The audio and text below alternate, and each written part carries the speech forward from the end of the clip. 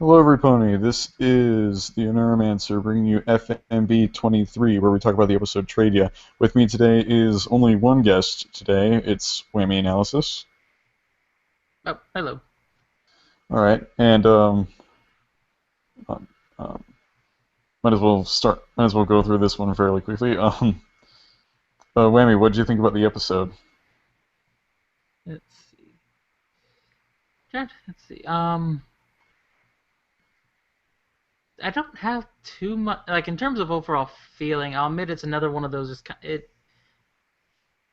wasn't anything that got me like overly excited watching it, but I didn't have anything that particularly stood out in terms of disliking it.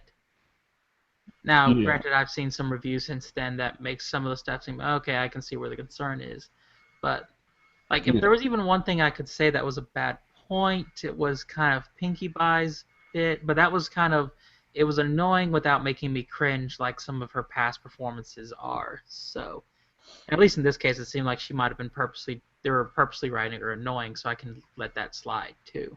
So yeah. With me, it was kind of like the episode evened out to something that was kind of in the middle. There were some parts I found as interesting, but it didn't really hit any highs or lows for me. Um, Unless you had a talking point, I'll probably start. I could start. yeah, you can just Yeah, there was one part, and this is the one that stood out to me the most. It was what was that two-headed dog again? If you remember the name? Arthros, Orthros. something Yeah. like. I think If Mysterious Mentor called it like Cerberus, a diet Cerberus. yeah, I was kind of thinking that. I'll call it the Orthros. If anyone in the comment section wants to correct me, feel free.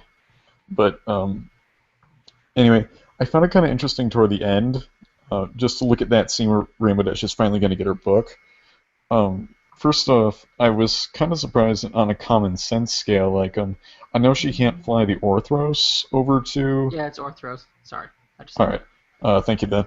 Um, I know you can't fly the Orthros over to the trading post, but it's like, couldn't you just fly over to the trading post and be like, "Hey, wait, stop packing. I've got the Orthros.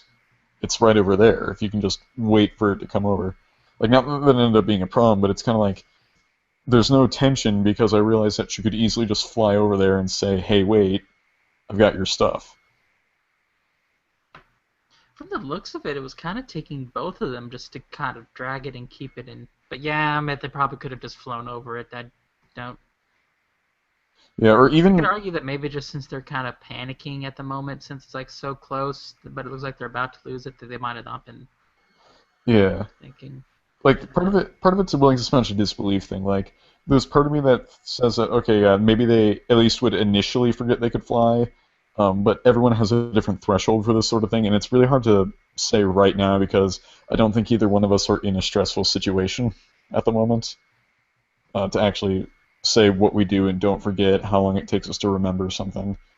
Um, but I suppose talking about it in the I mean, honestly, I don't think it really matters that much. yeah, it really doesn't, and I was going to point that out because she still got to her in time anyway. Yeah, and actually, I think yeah, Mr. Smenter Enter made a point that I think is fair enough on this. The whole Fluttershy Rainbow Dash plot. It seems a bigger issue is just more of Fluttershy was getting really submissive and quiet again, even after we've had. And this seems to actually be a very big problem with Fluttershy's writers playing up the whole shy, submissive part of her too much.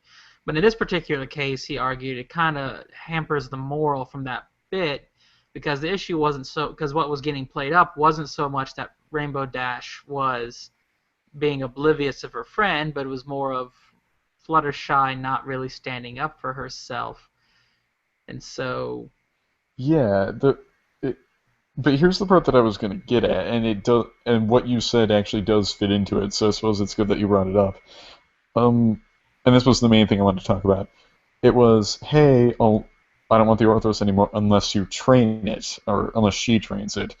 And I'm very curious as to why they would just let Dash do the trade without ever asking for Fluttershy's input. Because Fluttershy never definitively said yes or no. well, she said if that's what you want, which I guess could be taken as but it was a very coerced one. So, Yeah, but still, yeah, Yeah, it's that kind of bothered me too in terms of. But again, that's one of the point that could have been, I guess, Enter's point was since Fluttershy's kind of being weak and submitting herself to basically what a Rainbow Dash want, that kept getting played up as the biggest issue in the whole trend. So to have the final message being, about no a friend friends are priceless, basically, it's like no, that wasn't really the issue that seemed to be at hand. The issue was more Fluttershy was basically willing to do too much for a friend without remembering to stand up for her own wants and interest. So, yeah. Particularly since Rainbow Dash is really emotionally driven. Like when she has a goal set on something, or when she thinks she can or can't do something, she's like dead set in it and really stubbornly into yeah, it. and that also makes her accepting the deal kind of seem a bit of a jerk. They had made it maybe clear that maybe she didn't hear the whole terms of the deal all that well, but as it is, it sounds like she was basically, "Oh, give away my friend for the book? Sure, why not?" It's Yeah, like it's like I can understand being emotionally driven to the point that maybe you weren't fully paying attention to the deal being made. Like maybe the person was walking towards to look over the Orthros and just makes an off comment about taking Fluttershy with her, and Rainbow Dash is just completely looking at the book. Done it like that, you could have might have been able to get it that Rainbow Dash was so distracted she just didn't hear the terms. yeah. So There's that, but then it's like, oh, but this friend that I've had for all 3 seasons, and have such a strong bond that I can use the elements of harmony with her. Oh yeah, she's expendable. Not this book though. This book is the shit. Yeah, well, it was the first edition. yeah. Speaking of first editions, and this is just an off comment. Those things, well, depending on what they are, I don't know. Like because Daring Do is essentially the MLP version of Harry Potter. I don't know how much a first edition of the Sorcerer's Stone would cost. I'm pretty sure it would be expensive. But I went into a store in Boston the other day, and first editions of Soren Kierkegaard were $1,750. So yeah, I can see how first editions of something would be expensive, but Yeah, I they're, just typed it in, but obviously eBay's not always the best way to look because people can ask for whatever you want, but that doesn't mean you'll get it. So, yeah. but I'm seeing the Sorcerer's Stone at like around, at least on eBay, it's maybe $1,500 is what I'm seeing. Oh yeah, so yeah, that's roughly within that I don't ballpark. know, So yeah, it's but I'm expensive. seeing a pretty big variance, so take that Yeah. on a grain of salt there. I still don't think that would be worth giving up Fluttershy though. And Oh actually, no, yeah, and no. actually with Twilight ruling the trade fair, it's like your friend being kind of coerced based on her submissive nature is not enough to at least suggest that the like I think we like if they maybe spent more time on the actual case there, that might have been a or I don't know. They probably could have taken out the Rarity and Applejack plot and spent all that time on that ending case. That would have been more interesting. Yeah. I don't know which one should we do with next. Should we do with the Rarejack Yes, plotline? yeah, I just mentioned that, so might as well. All right. Well, with the Rarejack plotline, I saw that in a trailer that was posted in Rift Cafe's spoiler chat, and it was when they decided, hey, let's pool our items together. That's going to be a brilliant idea. I was like, I've seen this song and dance a million times before. And right then and there in the chat, and this was some odd days before the episode aired, I totally called what would happen down to a T. Yeah, the whole episode structure itself is pretty predictable. You got a trade quest, you have two friends with a pooled amount of money, both wanting. It's like, yeah, it's just predictable. It's utterly predictable. But I normally don't actually really count episodes off for being predictable, Yeah. as long as it's still entertaining. And also, I'm always cautious when analysts say stuff's predictable on the basis that analysts, being more savvy, obviously might have a better predictive power, so to speak. But yeah, this is an episode definitely very predictable. But Yeah, it's predictable, but I'm not knocking it in this case for being yeah, predictable. Um, the bigger issue really is the whole thing just makes them seem really petty. Like not just yeah. even what they want, because I've been because with both a mother and stepmother who love going to yard sales and antique stuff, I can understand wanting that kind of stuff. Yeah. but which also has greatly influenced my own aesthetics. But it was more of like they kept wanting to want. I think what is it? Enter point. It was like another thing of what was the episode when they had the sleepover? Sleepless in Ponyville.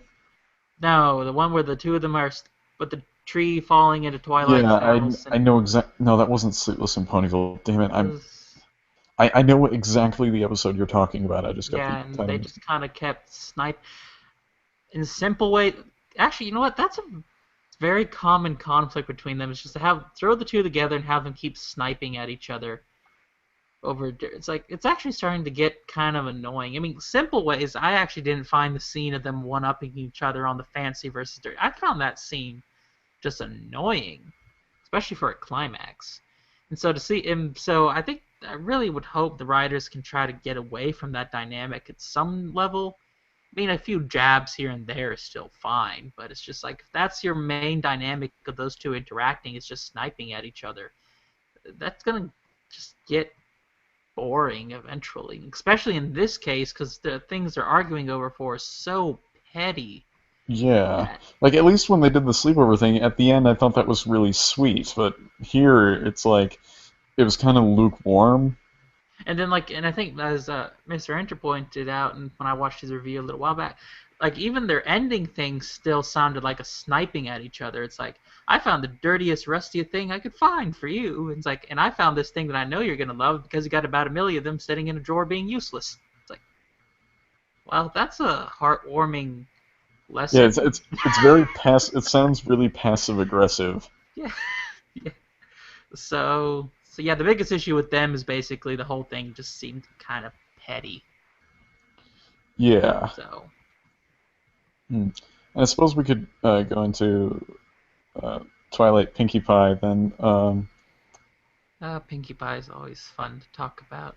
Oh yes, especially recently. Yeah. Um, here's the funny thing. You brought up earlier, and this is why I was debating which one to switch to. Coercion. Like not only Fluttershy's coercion, but there was something else. It was something about deeming a trade fair, and we see these couple of cute little fillies, and they're like either asking Twilight to Yeah, sign. that one little filly with the broken pen wanted to trade for all of Twilight's books, and Yeah, Pinkie Pie just kind of butts in. I mean, to some level, she does kind of have a point, but yeah, but at the same time, it was kind of like it. It was kind of like if the trade's fair, then or if the trader deems that the trade is fair, then do it. But Pinkie, like I suppose in hindsight, um, it was good because Twilight ended up wanting to keep the books. But on another place, it's mm, kind of like Pinkie's just really the Pinkie's kind of being the load here. Like, actually, I admit I didn't really like the moral all that much, but we can push that a little bit down the line. Yeah, yeah, in this case, like I said, Pinkie Pie seemed annoying, but in this case, it seemed that was kind of being done on purpose. Because I mean, Twilight shows that she's kind of uncomfortable with what Pinkie Pie's doing with playing up this whole princess thing to like absurd levels.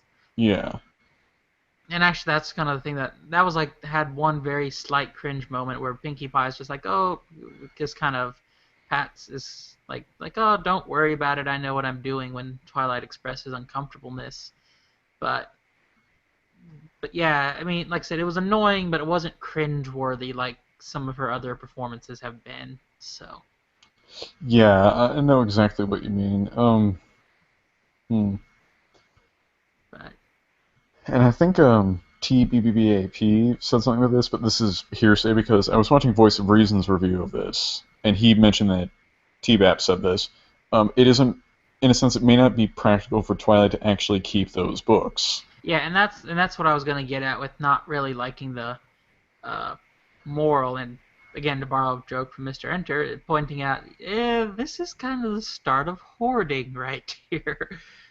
If you're Yeah, finding everything with sentimental value and want to keep everything, that starts getting into some disturbing possibilities. And that's why, and also one thing I didn't like one of my few gut reactions was, basically Pinkie Pie just screwed that foal out of all those books, and like that's kind of mean, Pinkie Pie. and that's why I thought actually a better way it could have went was Twilight. Yes, recognizing the sentimental value. Yes, recognizing these books were very important to who she became, and then also, but maybe have that foal still kind of standing off to the side with the broken pen, just maybe looking sad that she's not, or I'm going to assume it's a she, Yeah, looking at all the books, and also kind of realizing, and that's why it's really even more important for me to pass these down to, I guess technically speaking, a future generation, so to speak, so yeah, that way 'cause, they can gain and benefit from the knowledge as well. like I know Twilight And had. that, yeah, Oh yeah, that really sorry. seems kind of more of a Twilight sort of thing, to pass the knowledge down, not just hoard the book because, well, this book means something very. I mean, keeping one or two of them, yeah, that's fine, but Yeah, like like, does she really need the book that she was reading at Spike at Your Service? yeah, no one, even the fandom doesn't like to remember that episode. Yeah, yeah, and actually, I think Mr. Enter pointed out there was a lot of references to past episodes that people didn't like in this one because you had Spike at Your Service, but I forgot what the other one. Power keep Ponies gets keep calling Flutter mentioned. on the Oh Discord yeah, the lamps. Discord lamp. Actually, I think enough people like that Yeah, joke. I just want to know who the hell. First off, hey, how did he know about that lamp design in the first place? And second, who the hell would actually no? What I want one of those lamps, so I can't talk. But yeah, like I figured that because I think I talked about this in the with some of the other analysts. It was like maybe Discord sort of had like a mythology behind them, so that the lamps probably existed for a long time because Discord, was in the garden. So maybe there was a little mythology behind Discord, and they're like, hey, let's make a novelty lamp. or maybe Uh, Discord just gave a bunch of lamps to the guy. Who knows? yeah, I know. It's kind of like a what I like to call a weak headcanon. There isn't really much evidence for it, but possible. Whatever. Yeah, Again, it's one of those really minor things. yeah. When I That think reminds about me, this fair has a lot of weird stuff. yeah. Oh, Antique but before we move stone on, chickens. yeah. Just one moment before we move on. It was the thing about Twilight's moral was that I didn't think like I know she started out with a friendless background, but I didn't really think she misunderstood sentimental value to any degree. Like, yeah, it's a cool lesson to teach, but it's like Twilight doesn't strike me as the kind of person who would like. Yeah, she doesn't have any really strong inclination to sentimental value, but she doesn't really have anything against it either. Yeah, like I said, I mean, I don't mind the lesson with sentimental value, but like I said, I think if they had added in recognition that at some level, though, since the stuff meant so much to her in terms of how she grew and how she learned to get to her point, that passing that down to another generation in some shape or manner could have made it a little bit better. Like I said, I wouldn't mind if she kept a couple for sentimental value, like no, this was no like that Element of Harmony storybook that told the story of the sisters. Like, this is the book that got me to eventually meet all of you. Keep that one for sentimental value. Who the Yeah, freak? Who cares about the book you're reading at Spike at Your Service? It's like, yeah. It's like saying like this is a book that the Queen of England read on the day Prince Diana died. She'd never read it since, and it's a phone book. Bam, sentimental value. okay, actually that might be one to Yeah. keep, but I think But a more relevant would be yeah, that was probably a bad example. yeah, because you know, I don't know. no, I guess another example. I guess a more relevant would like this is the book the Queen was reading when the gardener bought her the lunch he owed her. Yes, this is the book the president reads when he's on the toilet. Although granted, I guess if the gardener bought lunch for the Queen, he might want to keep the book for sentimental value. Oh yeah, of course. But sentimental value only matters to Yeah, one person. But speaking of sentimental value and trades, um, I'm pretty sure everyone sort of not really rolled their eyes, even though predictability aside, I don't think everyone necessarily rolled their eyes. But when Rainbow Dash was like, "I will give you for the first edition of this book, the super rare, very valuable first edition, I will give you my lucky horseshoe." yeah. I have no idea what the hell she was thinking. Yeah, like Which obviously reminds Rainbow me, what the Dash. hell does that crystal pony want with a rusty horseshoe? I know. I was gonna bring that up. It's like, why? It's like, It's one thing if like it's like, the only thing I can think of is maybe if being from the Crystal Empire, everything is so shiny and new looking that she's just sick of the aesthetics and wants something dirty and rusty looking. Yeah, I've seen I love cars. Like I'm into cars, and there's something called a rat rod, and looking like, or now I could be getting this completely wrong. So if any fellow gearheads are watching this, please forgive me, but you will know what style I'm talking about. For any of you who do know, it's making the car look like it's almost corroded when it's not actually corroded is an art style. Um, Yeah, and I'm familiar with that in terms of antiquing and all that stuff, where yeah, they try to especially purposely get that rustic damage to look. yeah, But because with certain things like I don't know about cars per se aside from the art style I just mentioned, but especially with like firearms, like if you have like a firearm that's been the weathered, patina, I think it's called something like that. yeah, I've but watched too like much Pawn Stars. yeah, and I've seen Pawn Stars too, and this is where I got this bit of information from. It's like with firearms, it's like if it's old and weathered, then it tells you the story because Yeah, guns are valuable enough on their own. do not clean your antique guns.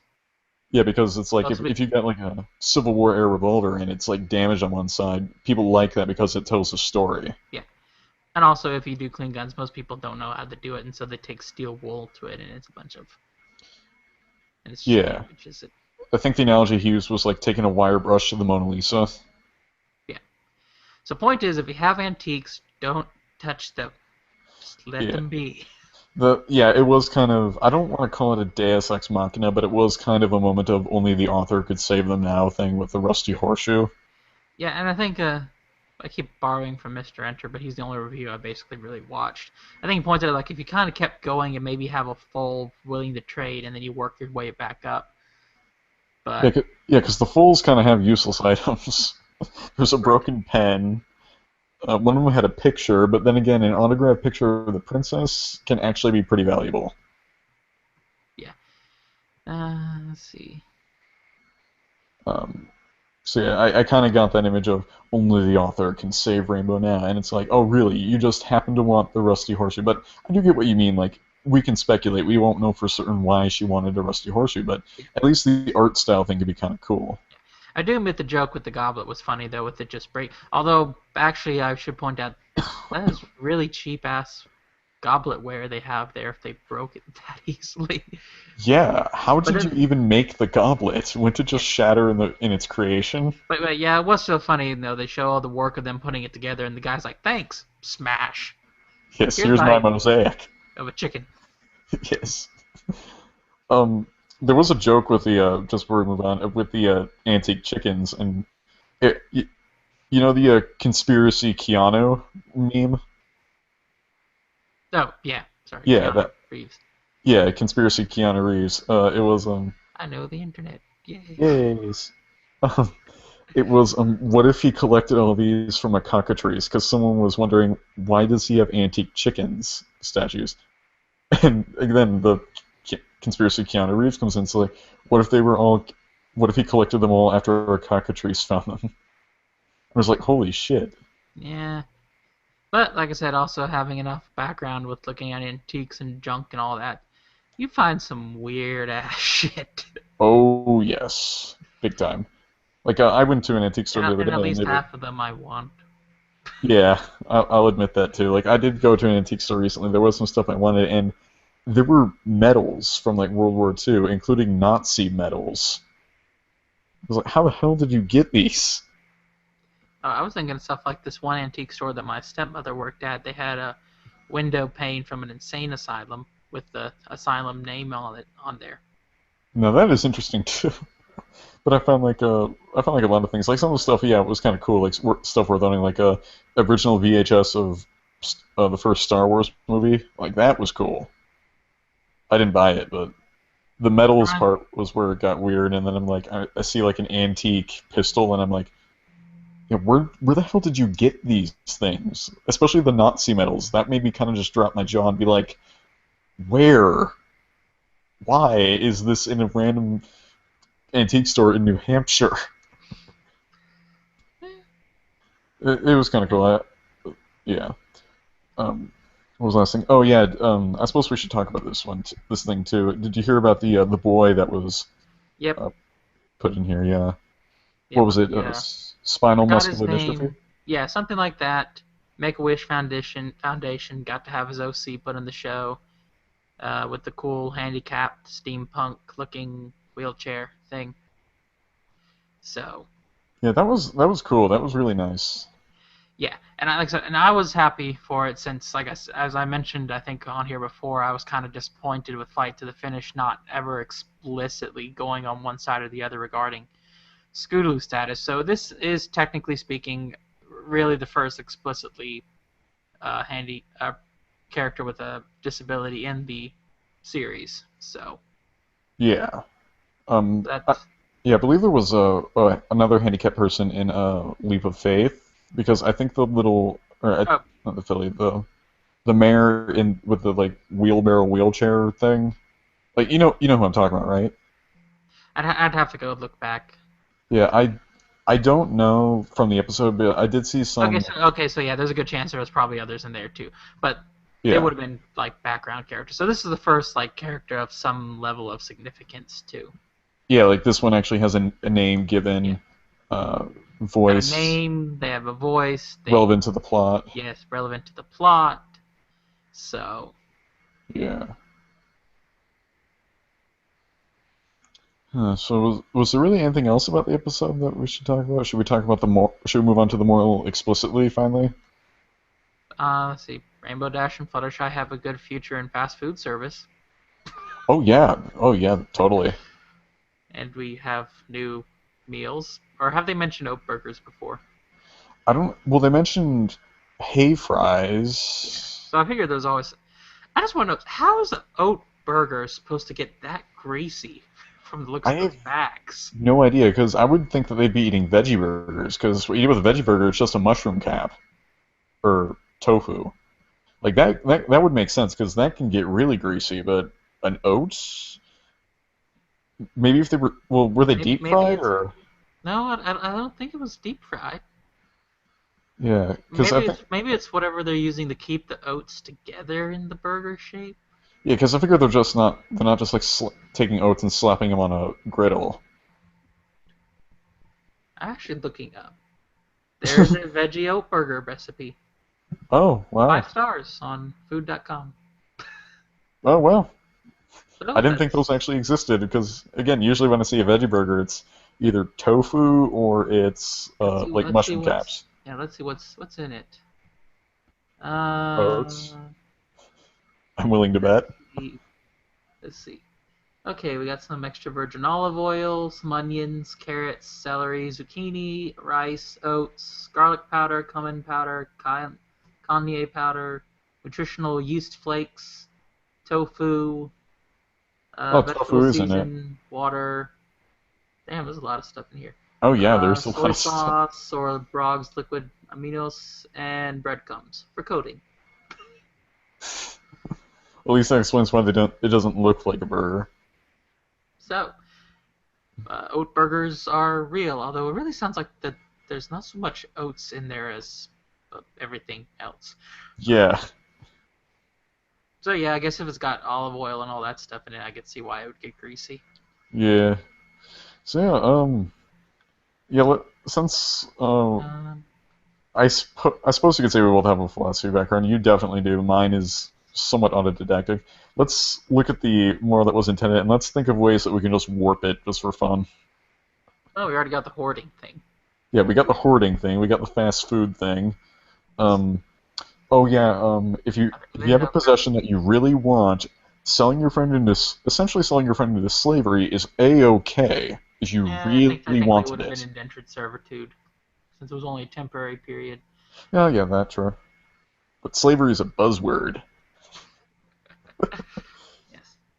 Yes.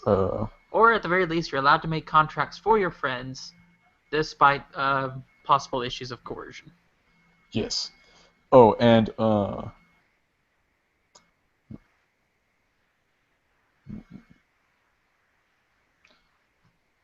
if it or how about this? I don't know if I'll word this one correctly. If a trade is fair but your friend doesn't agree, they're perfectly okay with scaring off all your customers to try and oversell everything you have to a value that they're not actually worth. I'm referring to Pinkie Yeah, Pie it's with Pinkie Twilight's Pie. books. Yeah. Still, I felt really bad for that filly. Yeah, and like I said, that's my main onus for having the wanting the moral to maybe have shifted to a recognizing the sentimental value, but like also passing down knowledge to future generations. Plus, think of the PR of the princess giving out free books. Yeah. But I still thought it was kind of funny how, Oh, hey, hey, look, you puzzle, have somebody. hey, puzzled. Hi, Hi, person. sorry for I, joining so late. no, that's fine. I still did think it was kind of funny how Pinky actually drummed up the hype behind it so much, but People she left. made it, she essentially made it priceless. Like no one could afford it, and they all knew it, so they thought, why bother? Yeah. There can be such a thing as too much advertising. Yes. So, Puzzle, uh, do you have anything to say on this episode? Um, well, I'm not really sure how I feel about the three storyline thing. It it's not too complicated, but it just does feel weird. I mean, I did like each of the stories. It's just um, you don't get as much depth as you expect. Huh. I Yeah. mean, I don't. I'm sorry. Oh no, that's fine. I didn't really have much to say. Yeah. You go ahead. I'm about to say I don't mind it too much. I think it worked relatively well with the castle one with the. Castlevania. Yes, thank you. I always just think of that one as the Scooby Doo one, but Yeah. I think it worked well enough there. So if you can write it right and have all the stories equally interesting, I think it can be fine without putting too much depth. Especially since at the end of the day, none of these stories are particularly deep ones either. You got a trade quest, two friends trying to split money to get one thing they want, and then whatever the hell Pinkie Pie was doing. Well, But yeah. The Pinkie Pie one so kind of. Sorry. so yeah, since these aren't particularly deep stories, I think it's okay to have it split up every once in a while. I Plus, mean, it's fun because you get to see character interactions between characters that are just kind of more. I think it's just they might need to work on breaking the groups up a little bit more because you are getting kind of a pattern. Rainbow Dash and Fluttershy, Applejack and Rarity, and then Fluttershy and Twilight and Pinkie Pie. So dang, it is turning into Scooby Doo. Hmm. I'd like to see Rarity and Pinkie Pie together. I mean, we got like one or two places where they were put together, but they were never the focus. I mean, they're Trying to think of both it. art ponies, but you know, I want to see them clash. I want to see them argue. Have they had a period where it was the two of them together? I can't Yeah, I remember. know. I was gonna point that out. I've never seen or at least I can't remember the two of them together. I may be missing something obvious, but They were together. Let's see, it was in Putting Your Hoof Down, but we were focusing on uh, Fluttershy. yeah, that was more of And, just those. They were just together. There wasn't really anything with them at that point. and then there was Last Roundup, but that was just a joke at the end where they were Yeah, so no like on real the way out. major No interactions real between them. interaction. See, I mean, Twilight you could probably throw with anybody because she's got a pretty good mix of hanging out with everyone. So the main Yeah. thing is, yeah, just breaking up the other five. Hmm. I don't know, you want to put Rainbow Dash and Applejack together because they've had quite a bit of interaction. See, one problem I've been noticing is that, they keep trying to fall back on older formulas rather than exploring new ones. Yeah, and in this case, I think the writer's one of the new ones and it's his first episode, right? Yeah, so I kind of forgive this one because he's and new, but and actually, yeah, if there's anything that could be said for why this season might seem kind of basic and standard, it might be that Yeah. this is just the episode all the new people are trying to get their, no, It really is the get season their where feet wet. all the news where we have like a ton of new writers, so of course everything is going to be wonky. And Yeah. I'm actually surprised that you bring that up because you're the only. I think you're the only analyst who's ever brought this up, that I can remember. Um, we also M.A. Larson is not here this season because he's publishing his new book. I didn't know that. Oh yeah, he's. I saw it on a forward operating base Equestria. they were interviewing him one time, and he's actually writing a book about like princesses versus witches. Well, no wonder. Sorry. Sorry, that was mean. Gee, Larson, how dare you pursue your own ambitions? You upset Puzzle. Well, no, I just it kind of upsets me. It's like going on vacation and then just leaving the new guy in charge.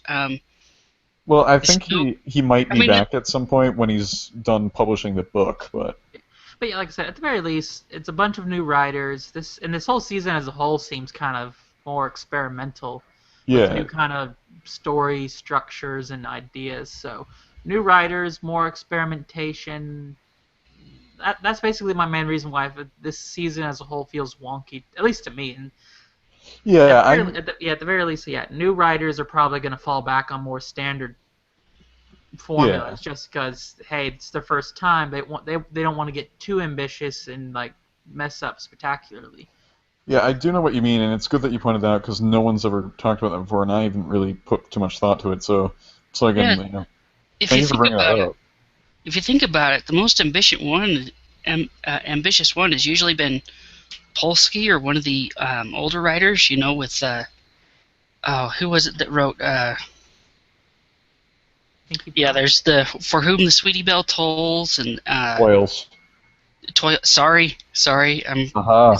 it's the reference they got it from. It throws me off every time. Yeah, I think the most ambitious episode was probably Pinky Pride. Yeah. Who was that one? That was Amy Keating Rogers. Yeah. Yeah, but she's been around the block a couple times. Yeah, so. and that's kind of the thing is that when you're an older writer, you've established yourself, you've got a basic idea of how things are going. That's when basically got to master the basics before you can experiment. So. Yeah. Yeah, So. and who knows? I think Larson may have said he's coming back for season 5. Don't quote me on that because I don't know. But yeah, it seems most of this was a beta test, and I'll give the writer of this episode some credit. We at least have not had a trade episode in MOP, so. Yeah. Yeah.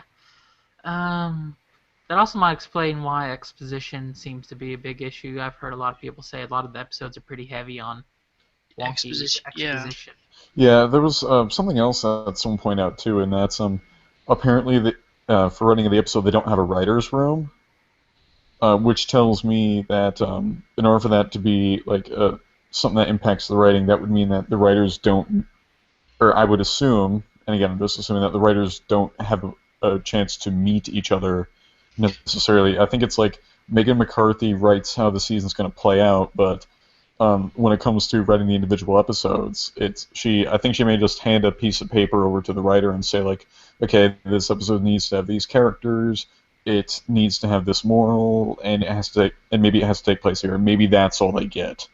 I heard about that. That's like they were saying it's hard to do continuity because it may be that like I don't know, maybe Amy Keating Rogers writes an episode, but she has she doesn't really have too much of any contact with, say, Dave Polsky, who wrote the previous episode, and Megan McCarthy, who's going to write the episode after her. So they have a general idea of how it's going to go down, but because they don't interact, they don't really have any gags that pass between them unless Megan McCarthy wrote it into the guideline, you know what I mean?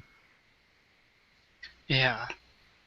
One thing that I noticed was, did you guys feel like... I kind of felt like Pinkie Pie was a little weird this episode, just because I guess we saw a side of her that I never expected to see. Yeah, she went total flim flam. For whatever reason, she didn't become a villain for it, despite the fact that Flim Flam were made villains for that too.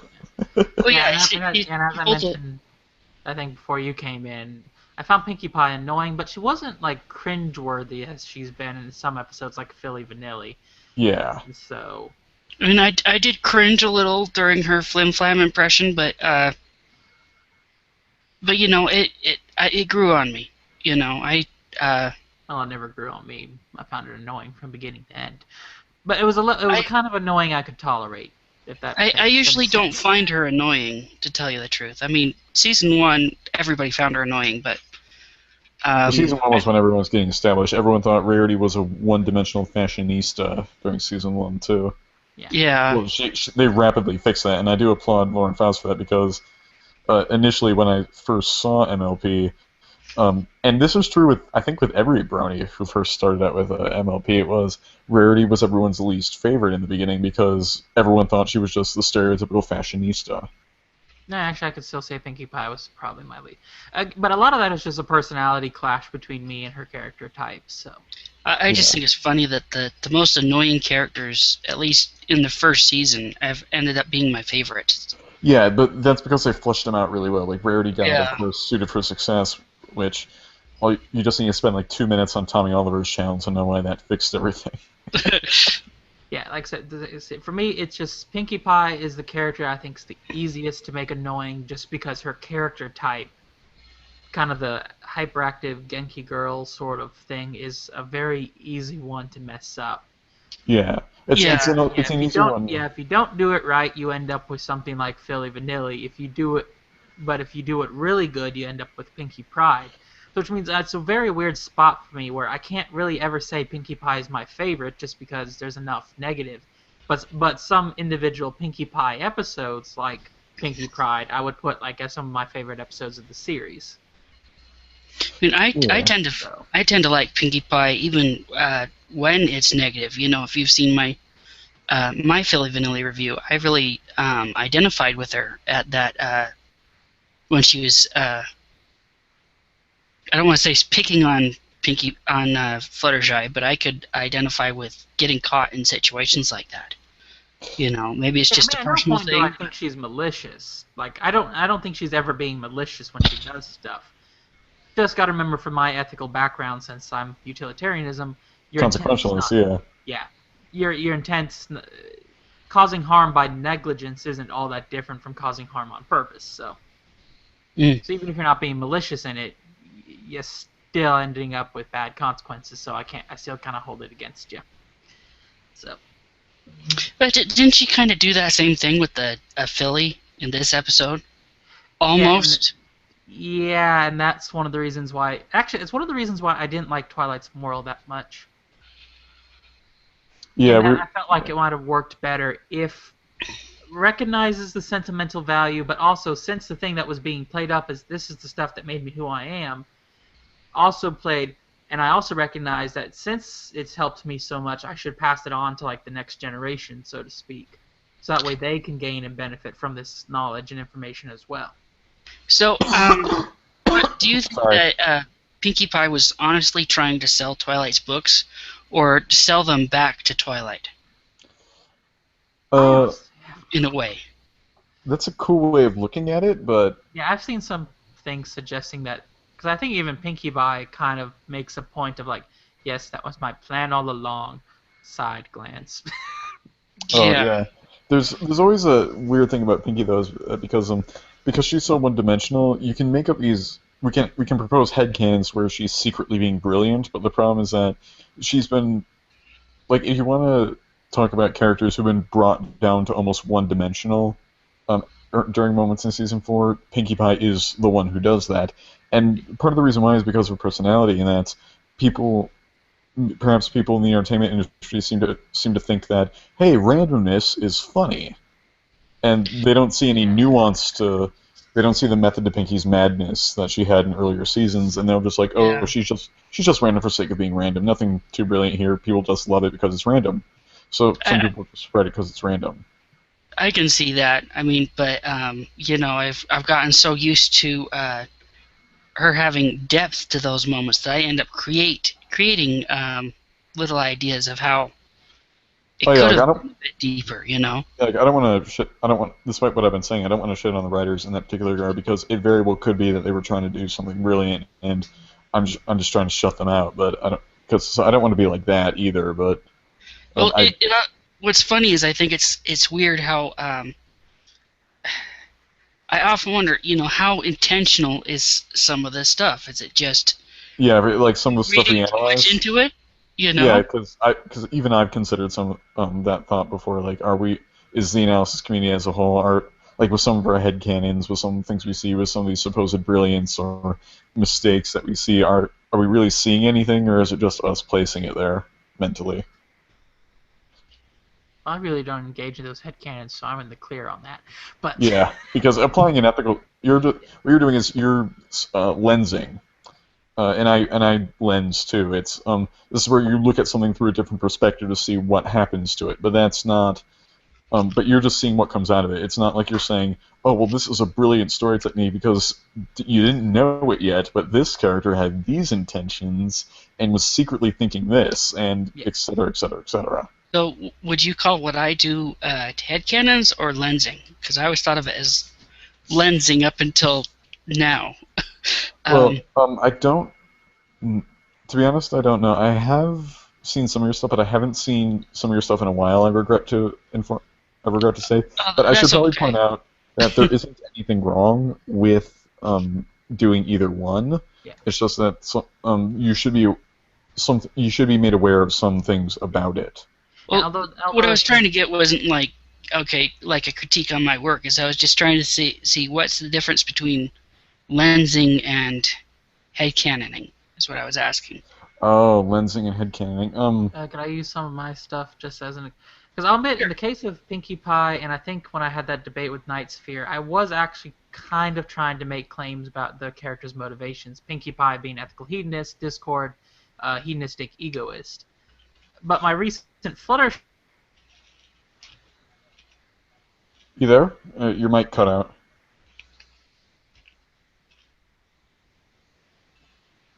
Whammy? Well, while we wait for him, what did we cover? Or you could Uh, just put it in the group chat if yeah, so I well, don't bring he something up. says that Google kicked him out, so there's a zombie Whammy.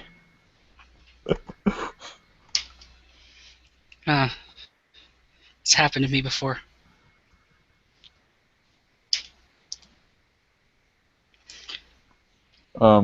Yeah, you wanted to know the difference between lensing and Just writing headcanons, I guess. I don't know. um. Sorry about this. I'm telling Whammy what's going on. No, I think the difference I would put between headcanons and lensing is headcanons. I suppose you're making like guesses about what the like intentions of the characters are, like certain symbolisms you see in the story. Um, anyway, what I was talking about was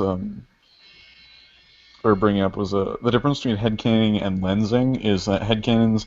I don't know. I suppose that headcanons, like hopefully I articulated this right. It's you're making us like guesses, and they could be like evidence-based guesses, or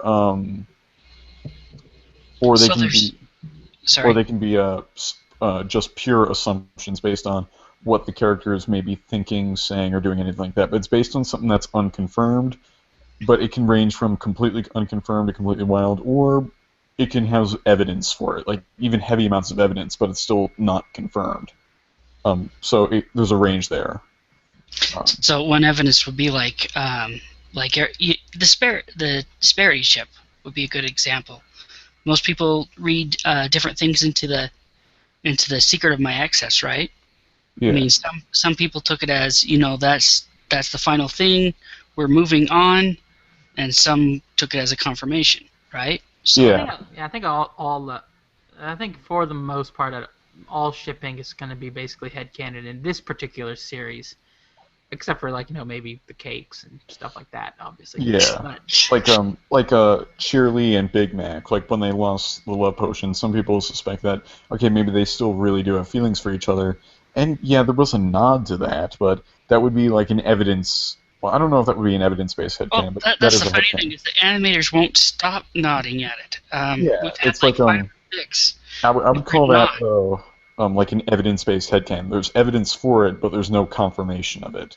yeah, or like I would argue the Scootaloo having a disability is still technically like heavily implied, but never explicitly. Yeah, it's Yeah, like that's my there's a main lot of argument. evidence that there's a handicap there, so that's like an evidence-based headcanon. Yeah, A lot of evidence for it, but there's no confirmation. But I mean, I go ahead. but like a non-evidence headcanon would, excuse me, charming.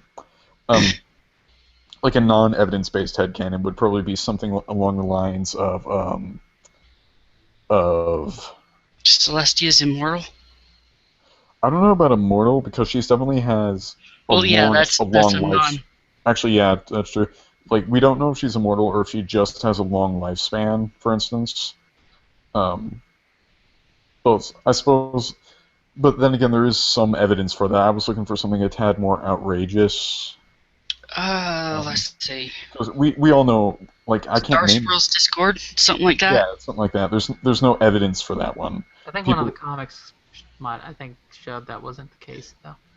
yeah, but I like haven't seen it before yet. it was the Or case, though, there something wasn't like, really. or go to another shipping one. That Discord and Celestia were a couple or something. Yeah, but Like really, yeah, but before we flash back we're to. gonna get a lot of angry shippers Oh yeah, we are going to get loving your shippers. Sorry for cutting you off. if they stayed in this long. Yeah. Anyway, even before we knew that Star Swirl was in Discord, there was no evidence for it. It was just something that people supposed, and yeah, that would have been.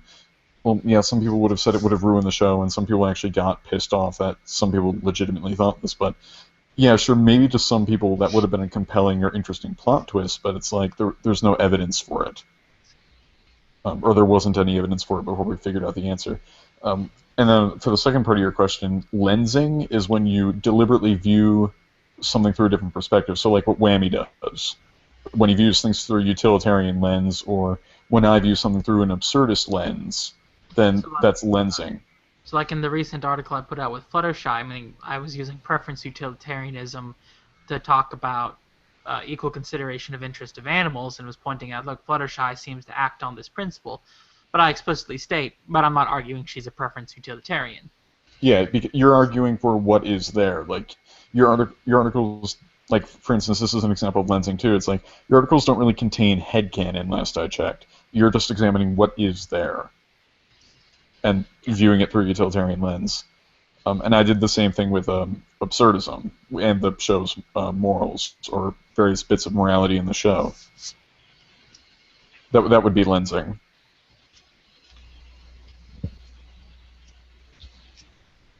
Yeah, I always thought I did stuff like that, but I'm not too sure anymore. um, It's probably a bit of a blurred gray area in some ways. I mean, all categories of this sort of stuff. Anytime you're trying to categorize entertainment, there's always going to be blurred gray areas, so don't worry about it too much. what about the? Sorry. What about the?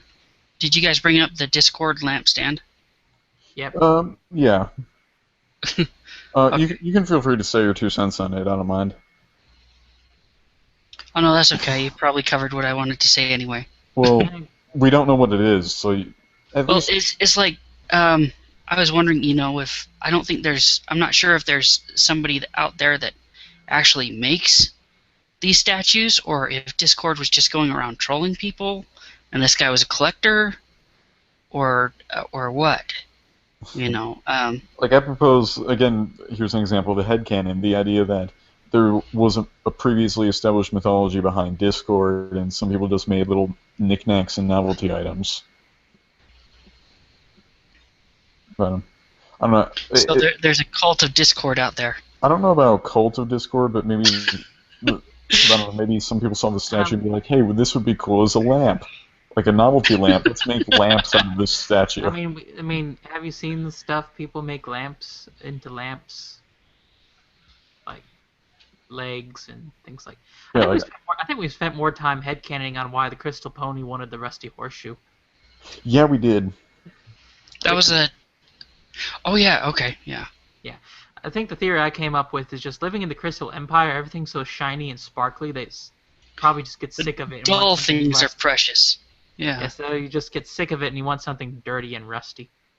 Then we Yeah, start talking about guns and patina and how cleaning your gun's going to ruin the antique value of it and blah blah blah. yeah, We both watch too much Pawn Stars. yeah. Oh, yeah, and I do. What you just did there, I do have the problem of sometimes people mishear me and they'll say like, "Oh, you're watching porn stars?" No, like Yeah. I have that awkward moment with my parents because they're like, "What are you watching?" And they could see the television, so they know I'm not watching pornography or anything. But I'm just like, I'm watching Pawn Stars, and my mom walks in the room and is like, "Do you just like porn stars?" I'm like, "No, Pawn Stars." I wonder if that's where they got the name from.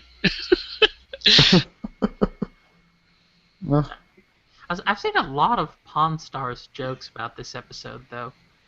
Oh yeah, like I've seen one too. Like I've seen a oh, couple. I got a first edition of this book, and then Rick's face is superimposed on a Rainbow Dash, and it says, "Best I can do is this rusty horseshoe."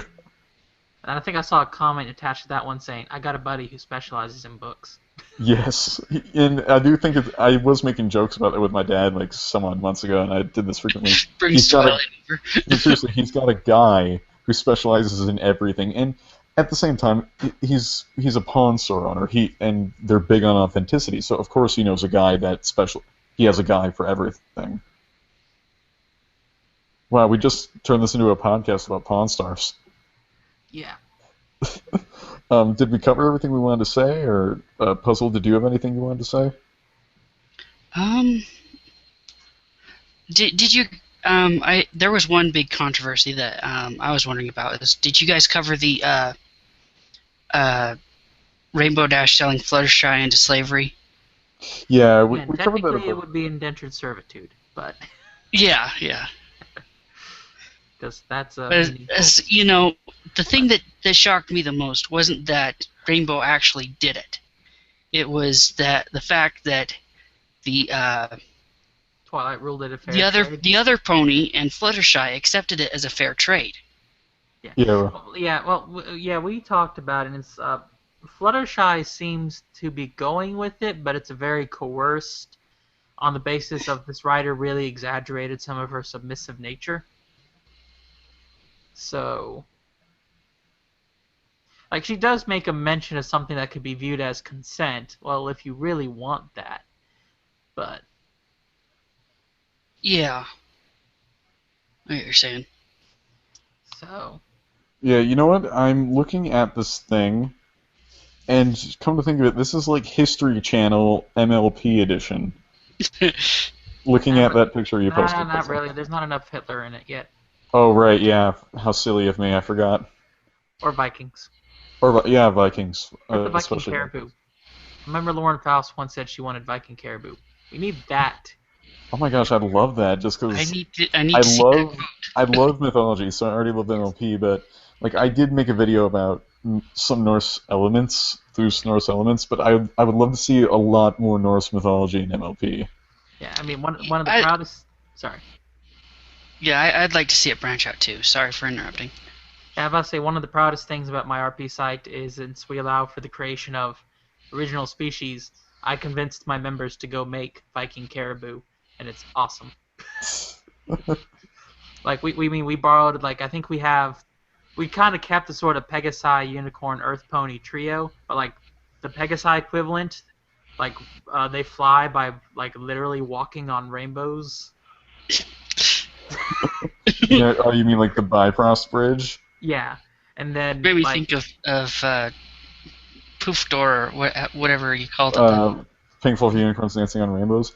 Yeah. She better step aside, or she's going to be trampled on by the Einherjar and Odin.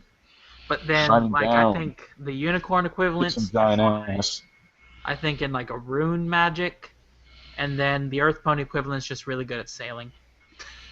And That of makes course, sense. Vikings more were physically really... fit. Yeah. Yeah, Vikings I think our were... site, we have it like they just come from some unknown territory of the north, and they have an expedition being sent out to Equestria, and so. Yeah, they were known for doing that. Like, apparently I live in Vinland. Yeah, I mean, nobody's invading in the RP because we're not at a high enough rating for that. But Yeah. Yeah. it's just awesome. Yeah. Anyway, you guys have anything else? Puzzle, do you have anything else to say? Because me and Whammy, well, even Whammy too, because we sort of beat this episode to death already. Yeah. I didn't really have that much to say, to tell you the truth. Yeah, like I said, it's a pretty standard, basic episode. It's not like a particularly controversial one. It's not a particularly great or bad one. So it does get kind of hard to talk about some of the episodes because of that. Yeah, I know what you mean. Yeah, at least... Like if this had been Simple Ways, we'd probably be done like an hour ago. Yeah, or even worse, Three's a Crowd. 'Cause at least Simple Ways- Actually, at least- I had a lot to say about that one, but Yeah, I didn't have a lot to say about that one, but at least with Simple Ways, there was at least some juicy No, controversy that no, everyone could actually, I had capitalize a on. lot to complain about Three as a Crowd because I didn't like Discord in that episode. Oh yeah, no one did. Well, No, like I didn't like him in the sense that I thought he was learning to be an emotional, abusive person. uh, yeah, I can see that though. Anyway, I think we Yes. said everything, so I think we'll sign off for now. Unless you Uh, want to talk about anything random, like let's see, we got Equestria Girls 2 stuff out there, and I suppose we can throw our 2 cents in on that. Um, anybody.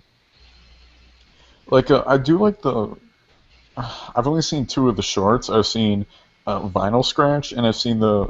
Oh no, I've seen 3. I've seen the Yeah, there's Hamster Apocalypse. I've seen the Face Off with Trixie, and I've seen uh, the one with Vinyl Scratch. And to be honest, I loved the one with Vinyl Scratch. Yeah, I think I I wasn't think crazy about the other 2. the only new one that's come out, I think, is an extended version of the song. And I'll admit I don't like the song that much because it's just kind of repetitive. But my hope is that the short is providing evidence that Trixie will be the villain of Equestria Girls 2. I take it you're a Trixie guy. Yes. So am I. Well, one thing I noticed. I don't care the quality of the movie. If Trixie is the villain, I'm going to go ahead and just say I'm probably going to enjoy it at least for Yeah. that much. Have you read the Oh, I know there was a book, and I know Owen did a dramatic reading of it on his channel. But I don't think the book's supposed to be related to the film, is it? Well, I noticed that a lot of the shorts seem to be scenes taken directly from the book. So Trixie. So- I mean, is the villain? Wait a minute. So I'm to believe that there is a chapter in the book that is filled with nothing but wub wub. Vinyl took another step. Wub They wub wub. she described slid. that scene word for word, So I swear. The book literally says wub wub wub. down to the break dancing walk sign. I mean, No, they no have way. everything. You are shitting me. There's no way the book literally said there's every other line wub wub wub. Okay, it didn't say what, but it talked about every choreographed move, every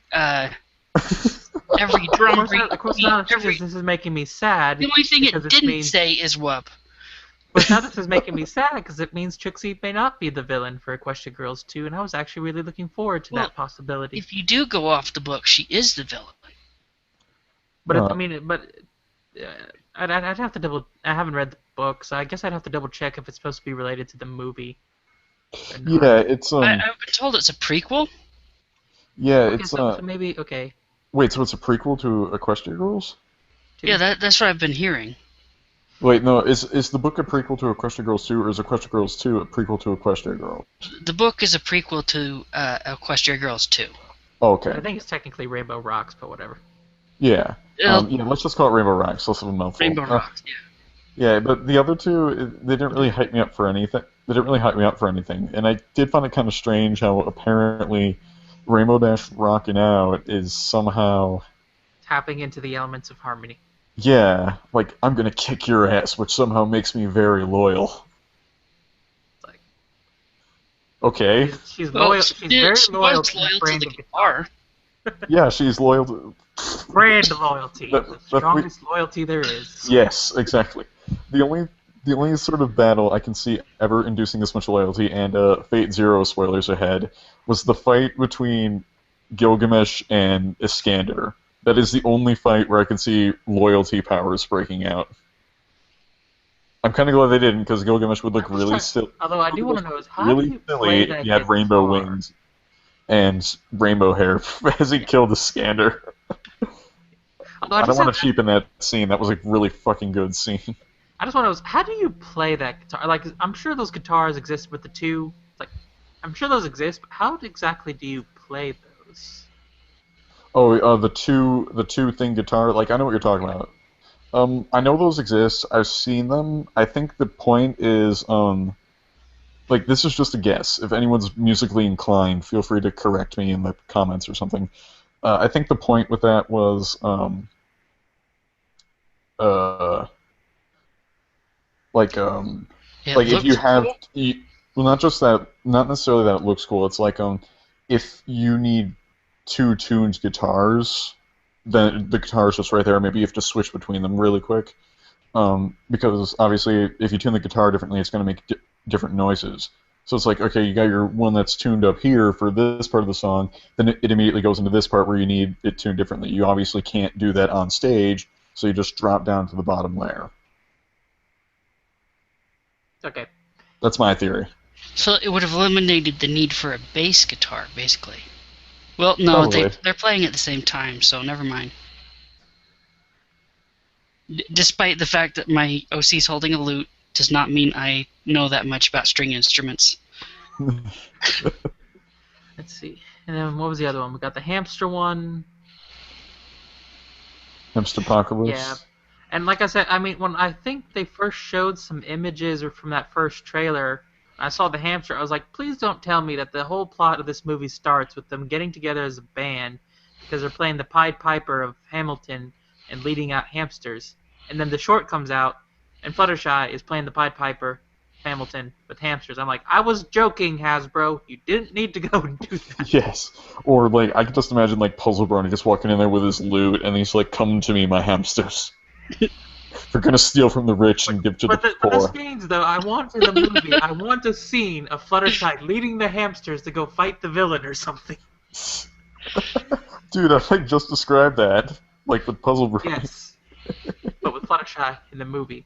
Yes. Like, Trixie somehow goes all great and powerful and evil with, like, maybe some version of the Alicorn amulet. It has her own The zombie Alicorn teenage... guitar. Yes, and, like, I don't know, zombifies the teenagers again because I don't know why. And then the hamsters... Because evil, yeah. Possible.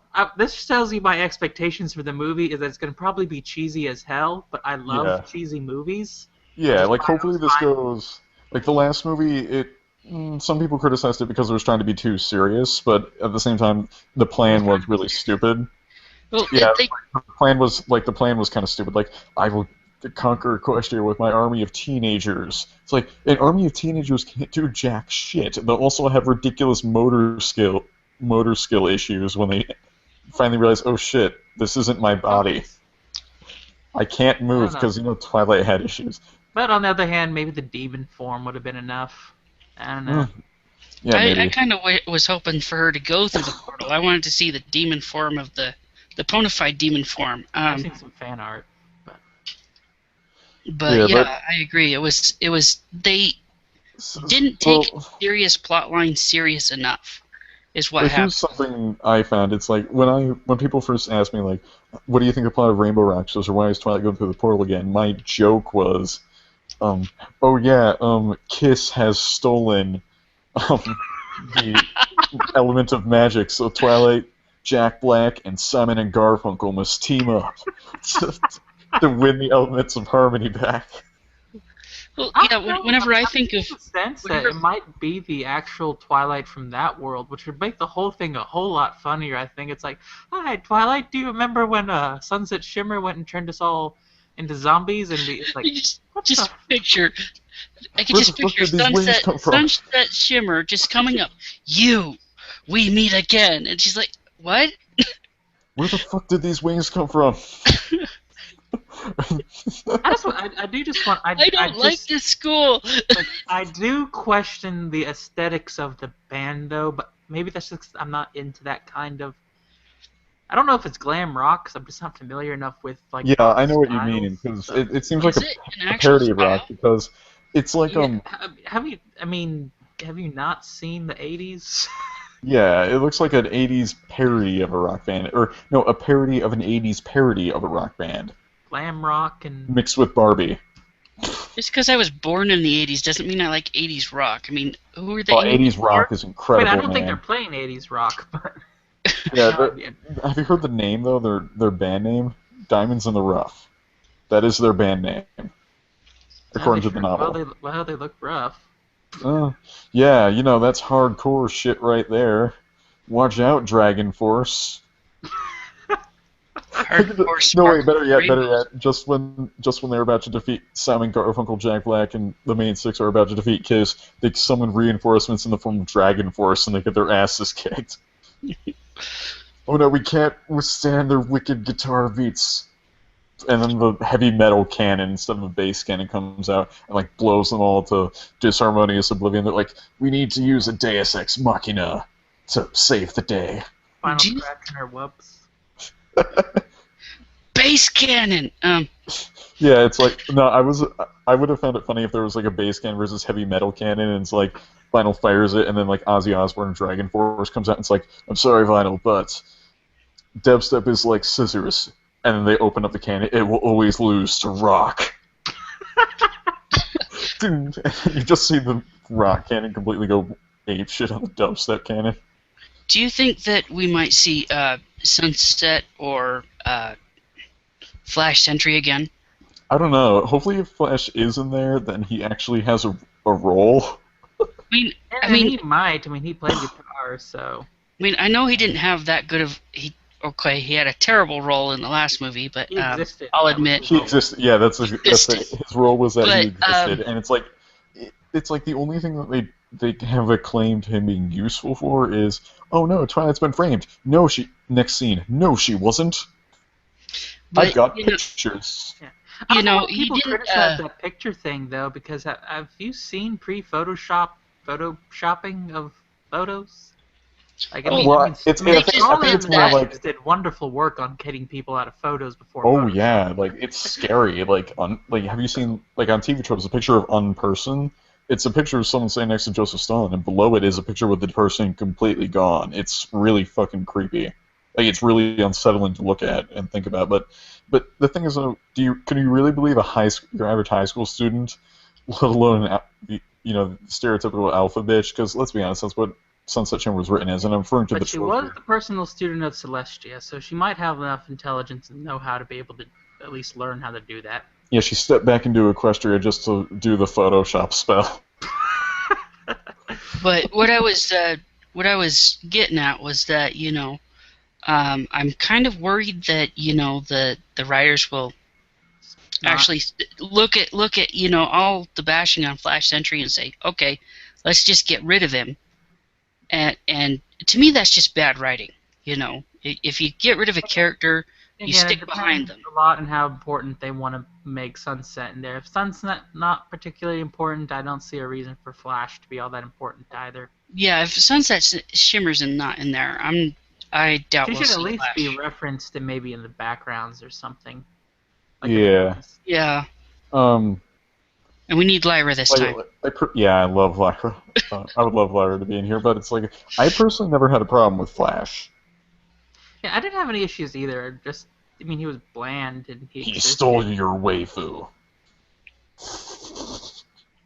That was I think that's the essential problem that a lot of people had with him was he stole your waifu, man. It's Well, unforgivable. if Simple Ways or No Pinkie offense, Pride had Everfree, happened because I don't. before this- Everfree, I do love. If you're watching this, I do love you enough to know that I'm not accusing you of that. I just don't agree with you. What I'm wondering is if we had had Simple Ways or Pinkie Pride before the first Equestria Girls, would it have caused as much of an uproar as it did? Don't think so. I'm trying to figure out why those would come. Oh, Well, because I've seen- Flash I've had a seen- cameo. And No. Flash had a cameo in Three's a Crowd. Well, what I'm getting at is that I've seen fan art out there of the waifu stealers, and you obviously have Flash, but we've also had Trenderhoof and Trenderhoof, really? and You're gonna- Cheese Sandwich thrown in there. Yeah, If the character exists, they'll probably get shipped with everybody at some point.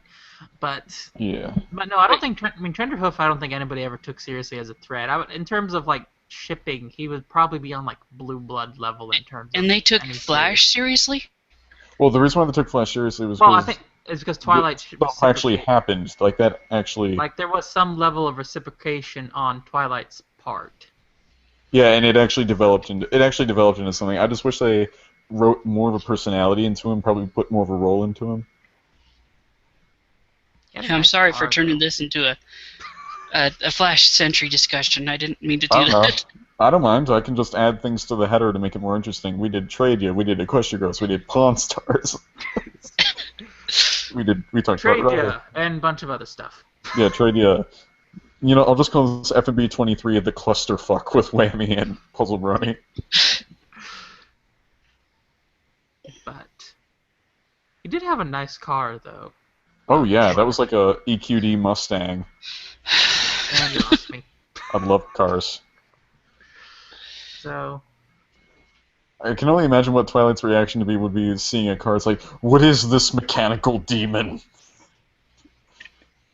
what about the phrase Scares me. horsepower? See, that's Oh one yeah, of the that things. would be funny. That would be really funny to hear. It's got 12 horsepower. Are there 12 horses in there? It's like, why did you turn 12 horses in there? Why are you enslaving my friends? Wait, how did they fit inside the engine bay? Did you use a shrinking spell? Yeah, and especially since it's a muscle car, it probably has like 300 horsepower. It's like, how did you all fit them in there? How are you feeding them? Where's the waste going? But yeah, that's one thing that bugs me about the whole everybody's arguments against Flash is just the fact that he was in the human world allowed so many of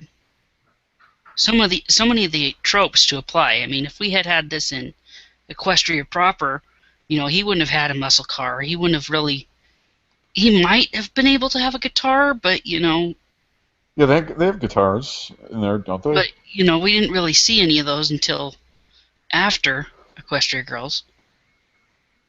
I'm just saying there's a lot of circumstantial build-up to against him, as well as him being a cardboard cutout. Yeah.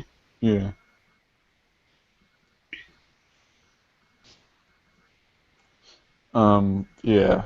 One moment. I just heard that Whammy's roommate has come back, so I think it's a good idea to wrap this up now. Alright, everyone. This has been FMB 23. Thank you for coming and watching. With me tonight was Whammy, if he can say goodbye at the moment.